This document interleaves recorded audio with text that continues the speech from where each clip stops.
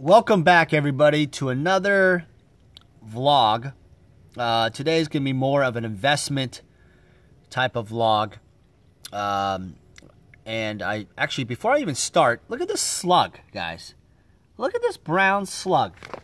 I want to show you guys this because this is in my front yard, and I actually don't know what to do here. I know as a kid that, you put salt on slugs, they die. But I don't want to go ahead and kill this thing and step on it. I want to, salt seems a little bit inhumane in a way, but what do? I know that slugs eat up gardens really easily. What do you guys think? Put in the comments below because I need a little landscaping help. But let's go for a little walk. Let's go for a little walk here. I want to go for a little walk today with you guys because I want to talk about a very important subject that I've seen happen almost all the time in the Magic community. And the subject is the socioeconomic issue in Magic. And this conversation is going to be prompted by this YouTube user named Scott in Oakland or something. I believe that is his user handle. The last video I did with the Guardian Games LGS, I pinned the comment, so if you go to that LGS video, and by the way, I'm naming the series of the LGS Vintage Magic's LGS World Tour. I think it fits well. I hope you guys like that name because if you guys look for that title, you'll know that that's another LGS video from now on. And also in the playlist, you can take a look at it. But to Scott in Oakland's comment about this situation, what happened was he posted in the comments that there was a Maserati in front of the Guardian Games in Portland, Oregon. There's a parking spot. Yeah, that's my car. I've had it for, I don't know, several years now. It's used, 2006 Grand Sport. You can look it up, Maserati Grand Sport. The value now today probably I don't know, $20,000. It has like 50,000 miles. I wouldn't say it's excellent condition. My whole point is it's probably worth $20,000. A dealership here locally offered me $10,000. Now let me just stop right there. The car is $10,000 offered to from a dealership. And the car is probably worth $20,000 at best. And the maintenance on it, there's definitely maintenance you have to do over time on it. Isn't like a Hyundai or a Kia or a Ford Explorer? Please, guys, help me. A Ford Focus? Aren't those cars just as the same price, brand new, or used for some of these cars, a Toyota Camry as a Maserati? So his comment was very interesting. His comment said that he feels this is exactly what's wrong with Magic today, is that a Maserati is parked in front of this LGS. Now, I responded to him saying, are you saying, what's the issue with someone, what does it matter what a person drives the car? It doesn't matter if they take the bus.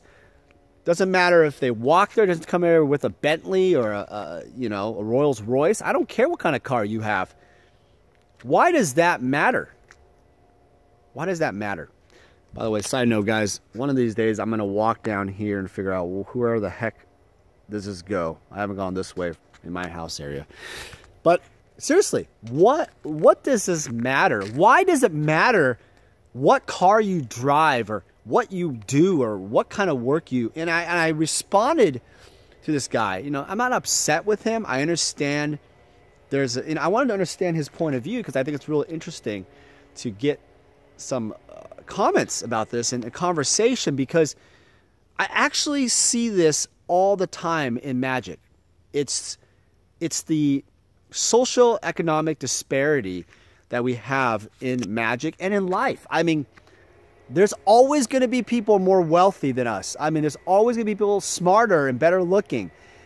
Yet, I see all the hate, negativity, and jealousy in this community and other communities. And you know, I'm here to tell you, it's really, really like toxic. It's toxic for your life. It's toxic for your family. It's toxic for your health. It's not good. It's evil. You know, it's really evil to what it has become. I really passionate about this subject, and I really didn't want to talk about this subject for a while because I didn't feel like it was appropriate. But this just makes the conversation appropriate at this point. So then, you know, the Scott from Oakland guy responds and, you know, apologizes, kind of the card doesn't make sense. But his comment then became, well, I think Magic is a game. And I think that it shouldn't just be for wealthy people. It should be people that, you know, everybody should be able to play the game. And play the game as it is. And, you know, maybe he's referring to like, you know, different formats like Legacy, because those are more expensive and vintage and old school. Well, Scott, I mean, I don't know if that's your real name, but Scott, let's be clear about something. You can play Magic, the newest standard set, for a very, you know, it doesn't cost that much, you know, for a standard set. I'm not sure what the going rate for a normal burn deck for standard, but I mean, I would think it's like less than $100 in some cases. You could play, you know, Magic as proxies. I saw some comments about proxies being made for old vintage cards and expensive cards and reserveless cards. Why don't you do that? Why don't you proxy up all the cards and play and have some fun and kitchen table Magic? As you said, kitchen table Magic. And just have some fun. What's the point? But I understand. I understand what you're saying, that you feel like a sense of entitlement, sense of like, I should be able to play this game because it's just a game. It's like basketball. A basketball costs, I don't know, like $20 at Walmart, and you should just pick up the ball and learn how to play, and you just have fun with your family, your friends, or whatever. And that's what the game is. But, you know, I think what I see your point. I see your point. Like sports like golf. Golf requires you to buy a set of clubs. It's going to cost you a lot of money for, you know, going to certain golf courses. They can be, you know, anywhere from $75 to $500 a round. I mean, in golf carts, golf balls, they are not cheap at all. And you could argue that, hey, golf is a rich man's sport. Yeah, a rich man's sport, I guess. And you're right. You're right. Golf is a very expensive sport that, sadly, a lot of people who are not affluent, they're not going to be able to play it as much. But there are ways, though, to play golf and other sports on a budget. You can rent them. You can get used golf clubs from Goodwill, stuff like that. So, you know, skiing is a very expensive sport too. And you can get those, again, on a budget. You can get them used. There's ways to get quality gear so you can play those sports. Now, Magic's interesting. Magic is kind of a sport in the sense that you have to have the cards that represents the equipment to play the game. And the idea that Magic is a game and that everybody should play it, I totally agree. That is why I think a lot of LGS stores, if you don't have a lot of money, there is, like, I've seen LGS stores give free cards, bulk cards, to kids, to people that want to play, and teach them how to play, and land cards, whatever, so they can play the game and start learning how to play Magic for basically free. Now, I will say this, that the world is not fair this way. Unfortunately, you have to earn, you have to earn money to basically purchase and do things in this world. Either to travel, to drive a car, to buying a house, to, you know, whatever you want to do. I'm sure you have lots of things that you enjoy, but things aren't always this public domain where, like, if you go to like a national park or something and you should be given, you know, it's just, you know, like we have to pay a small fee for a national park, but just go to like a local park and it's free, or you can go to a school and play some sports and you can just use the facilities for free. Unfortunately, when it comes to luxury items, because that's what it is, right? Magic the Gathering is a luxury item. Let's define luxury. We're not talking about like a nice car. We're talking about, this isn't something you don't need to have to live. Playing poker, you know, going to a casino is a luxury experience. Eating out at a nice restaurant. Eating out at a restaurant is a luxury experience. Even like going to McDonald's. I mean, for God's sake, you don't have to go to McDonald's. It's a luxury experience. It really is, because you don't have to go to McDonald's. You can go home, stay home, make dinner, you know, grow your own plants, you know, grow your own vegetables, you know, be vegetarian. You can basically do that kind of thing, and that's what it is. I mean, you're using the earth, right? So if you want to travel and purchase goods, and the test of time, this has been going like this for many years, then you need to earn that. You know, I assume you have a job. I'm assuming you people are watching this video.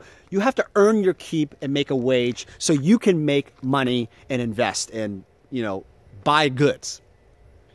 So this argument of like, hey, Magic should be for everyone. It's a game that everyone should play. Well, if it was free to everyone, Wizards of the Coast wouldn't exist.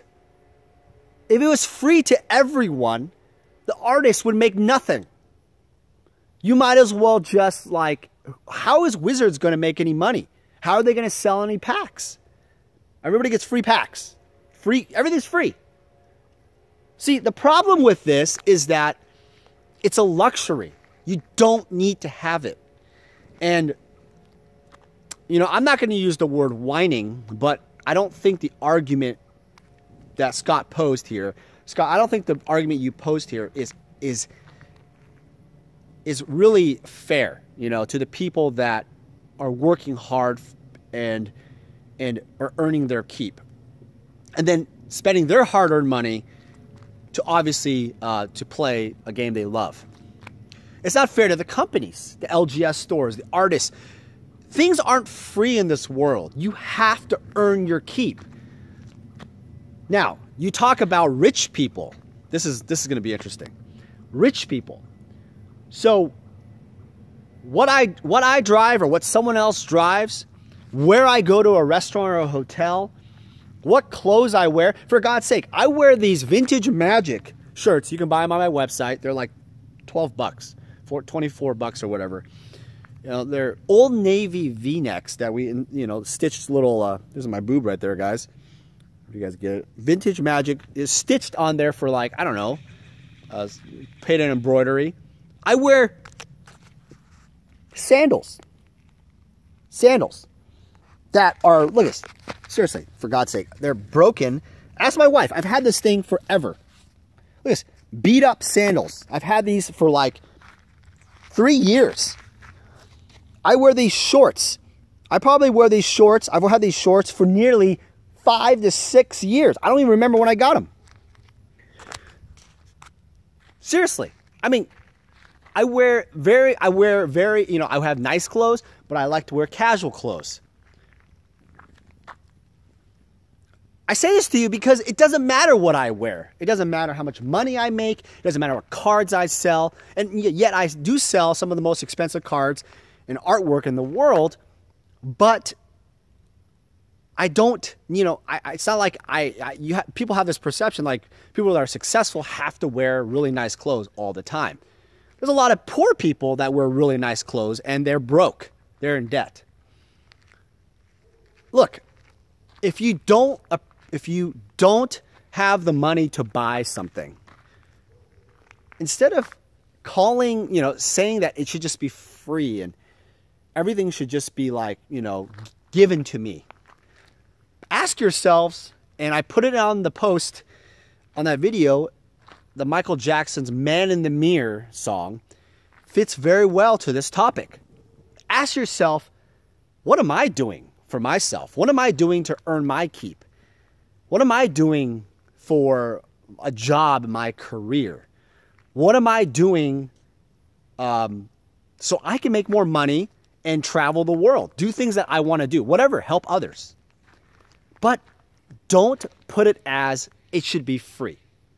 Everything should just be free. Because what you're saying there basically is that it's an entitlement thing. It basically means that everything should be free. Magic should be free. All cards should be free. And people that who drive nice cars and spend the money on these artists and buy all these paintings and buy all these cards they should just donate everything. It's absolutely ridiculous. Absolutely ridiculous. It's not the way it goes. And by the way, I have a lot of respect for new gamers. I saw some people's posts, and I don't know if you're a new gamer or not. But the thing is, your comment is already a very negative direction, and we welcome you as a gamer. We welcome you as a community member, but I have my voice too, and I'm very, very passionate about the socioeconomic situation that's going on in life. It's not just you, Scott. It's people in general. They hate on people that are wealthy. They hate on people that have made more money. They hate on people that have better magic cards, who have better cards that are foiled, pimped out, whatever. It doesn't matter. Oh, I beat you in magic, so I'm better than you. Who cares? It doesn't matter. This community where we live in, and in all communities, if I really feel like the problem here is there's something missing in magic. And what's missing in magic, in my opinion, is love. Is love for each other. It's love for each other and just respect for each other. We've entered a world of politics, have basically taken over our community.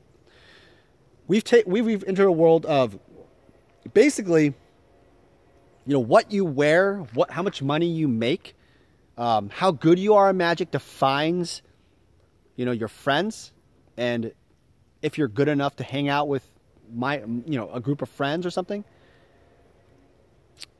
It's sad. It feels bullying. It feels like I'm not in I'm not rich, or I'm not good at magic, so I'm not allowed to learn how to play or be around the people that do that.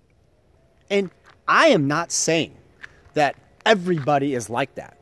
I am saying that there are people like this, and it just brings everyone down. No one wants to be around it. It's toxic as hell. No one cares. Now, there's people that just want to hate the world and let it burn. That's their call. But I'm choosing not to.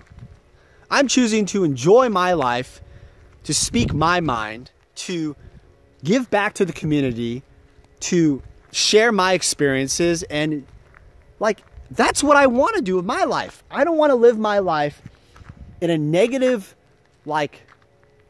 just world of just darkness.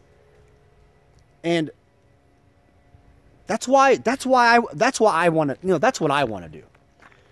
Now, for those of you who want to live that kind of life or darkness, that's your choice. That is your call.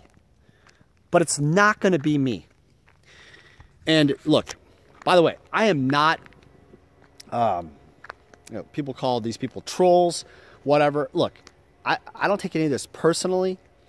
I understand that there's negativity online and internet. I'm a man. I can take all the hits all night long. But I think Scott has a very good point. I'm telling you, you have a good point. You have a great point. That there is this, and I thank you for bringing this topic up, because this type of struggle in Magic is there.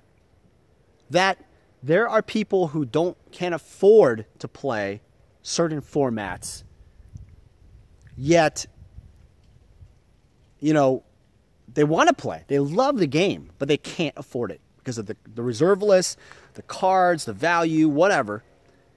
And I feel you, man. I feel you. I want people to be able to play the older formats. I think it's one of the most important things. But unfortunately, because it's also a collectible, it's a luxury item, you have to appreciate that there is, you know, this collectability in history throughout the years of Magic. The reserve list was developed. All the mistakes that were made and all these broken cards that they'll never print again anyway. They're just too strong. That you have to appreciate with anything out there, with any sport, any collectible, that there are rarity factors. There are, you know, these luxury items. And it doesn't mean you can't play the game.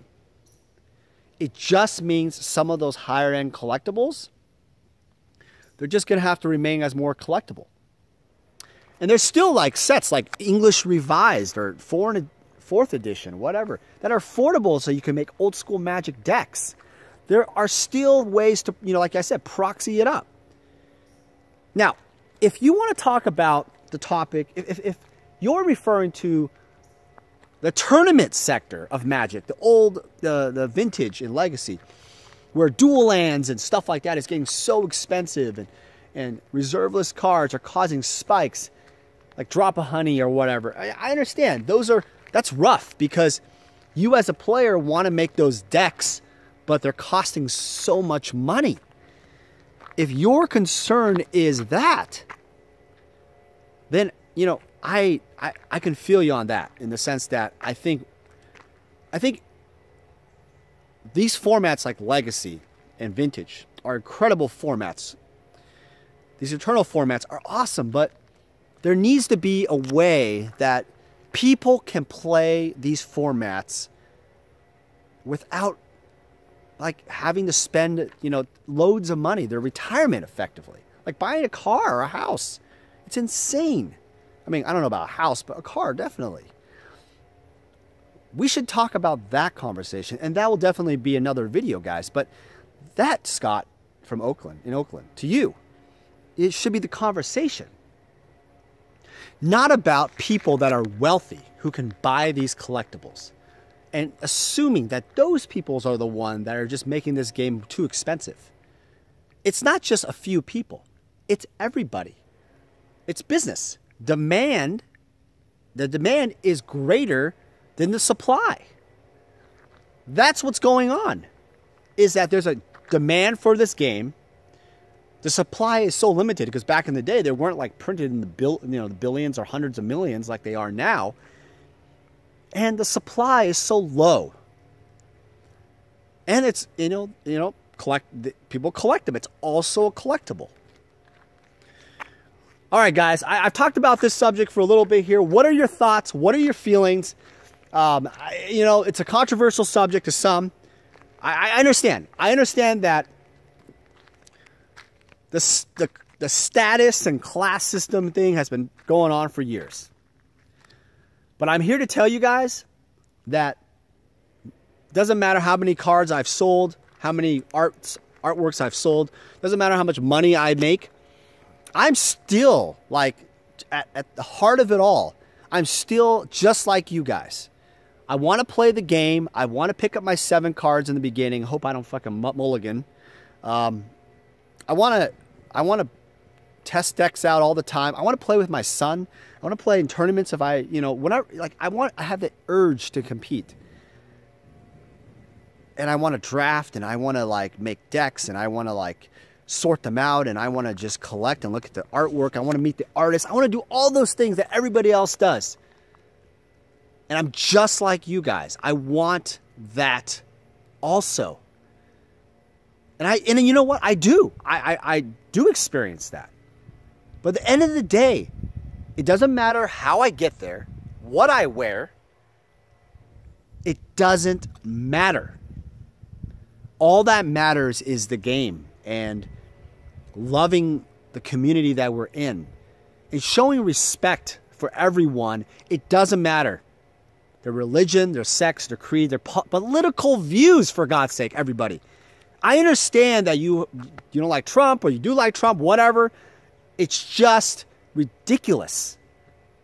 Just appreciate your opponent, your friends, your commander groups, whatever, who they are. Not about like what they wear or if they like Trump or not Trump, or it doesn't matter. Just appreciate them because they're a fellow gamer. That's all I got, guys. Pretty deep subject. Thanks again for watching. I appreciate everyone on this channel. I appreciate everybody that's not even subscribing on the channel. If you like the videos, hit subscribe. But I appreciate everyone in the community. And I only have love for everyone in this community. And just like Travis Wu says, much love, Trav here, T Wu style. You know, that's awesome. It's true, though. He has so much love for the community. All right, let's go figure that slug problem later.